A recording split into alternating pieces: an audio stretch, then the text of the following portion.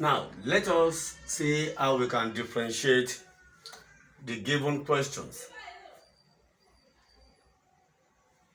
I'm going to use two different approaches to solve these questions. One, I'm going to use chain rule. Why? Because if you look at all this, we notice that they are function of functions. That is, one, trigonometry containing log, and the other way around.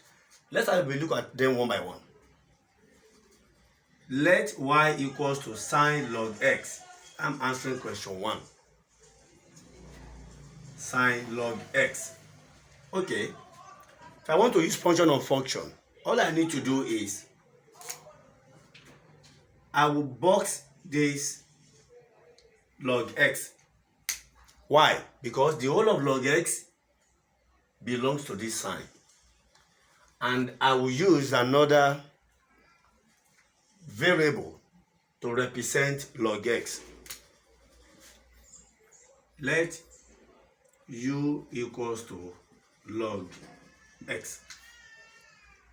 Now, once u equals to log x, definitely y will now be sine what? Sine u. Because u is replacing log x. All right. Having done this, I'm going to differentiate u with respect to x here from u equals to log x du dx will be equals to 1 over x. Because when you differentiate log, it becomes 1 over whatever you have with it. Then I'm going to differentiate y with respect to u from y equals to sine u dy du will be differentiation of sine will give us cos, then cos u. All right. We now bring these two results together to find dy dx, which is the final result.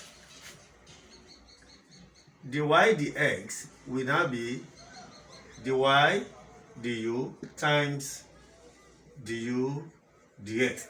That is chain rule. Dy dx equals dy du times du dx. So what do? We substitute. Dy du will be replaced with this. That is cos u dot, that's multiplied by du dx will be replaced with 1 over x. Just by rearrangement, 1 over x coming first times cos u. But do not forget that u was not part of the given question. So whatever u represent will be brought back, and u equals log x.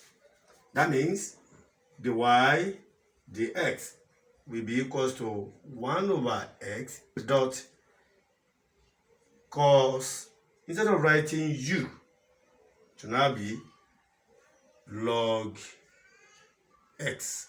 So this is our result of finding dy dx using chain rule. But there are some cases whereby chain rule might be taking too long a time. So we can use what we call direct rule, though which is a version of a chain rule. Let's see how that goes.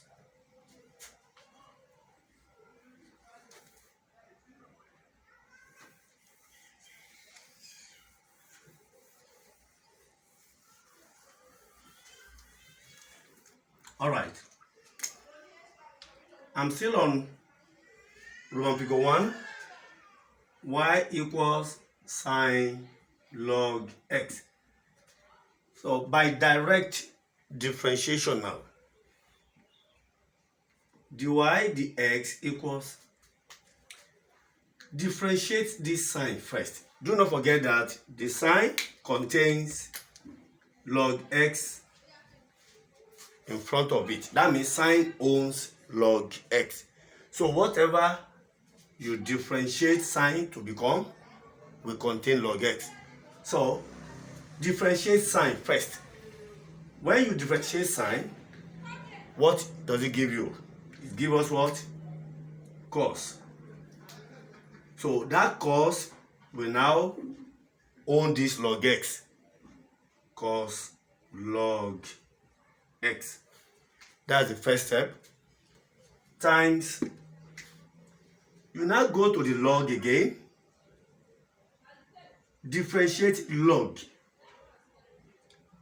Log is the owner of x. So when you differentiate log, what does it give us?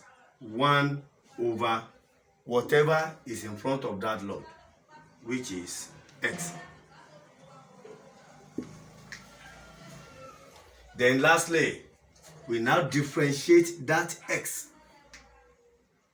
Whatever we have here, we differentiate it. And when you differentiate x, it gives you what?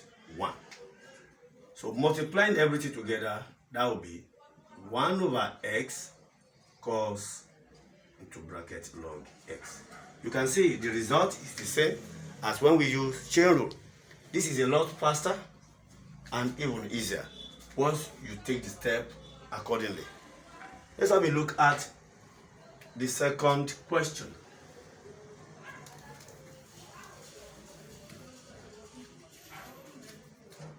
One figure 2. We are to differentiate, let y equals to exponential sine x squared. This is what we want to differentiate. E sine x squared. It is obvious that if I want to use chain rule, I'm going to use u to represent sine x squared. Why? Because that the whole of sine x squared belongs to e. So u equals sine x squared. Definitely y will now be e raised to power what? U, because u is replacing sine x squared. Now, after that, what next? I'm going to differentiate u with respect to x. Sine, that is u with respect to x here. So du dx from here now will be, you differentiate sine, that will give you what? Cos. Then you repeat whatever you have in front of that sine. Whatever belongs to sine here belongs to the cos after differentiation. So when sine becomes cos, x squared belongs to that cos automatically. Times, you now differentiate x squared. That will be what? 2x. So definitely this one will give us 2x cos x squared. That's our du dx. Now, let's now go and differentiate y with respect to e raised to power u. That means y with respect to u. dy du equals e to u, because differentiation of exponential gives the same result. So do not forget that u can be replaced back. So now be e raised to power what? Sine x squared, because sine x squared represents u from the beginning. So we combine the two results together. The y, the x will now be these two results combined. That's du dx times dy du. That will be exponential sine x squared multiplied by 2x cos x squared. This is the result of differentiating this. Now, let me use direct to confirm this. Using direct differentiation,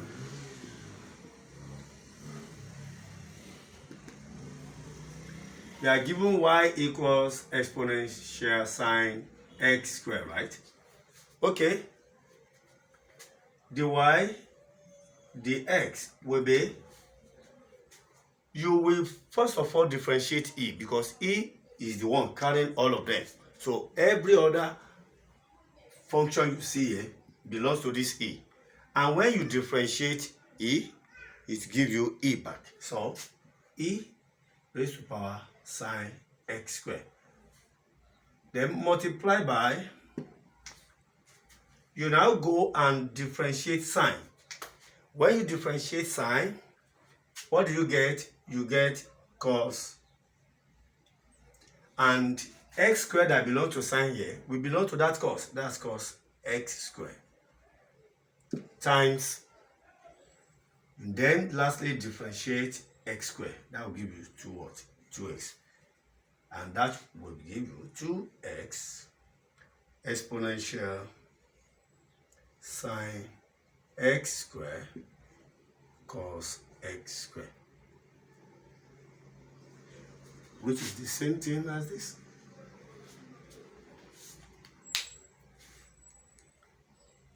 All right. I want to believe that the explanation is clear enough. Let's have a look at the third one. Log sine x squared. Log sine x squared.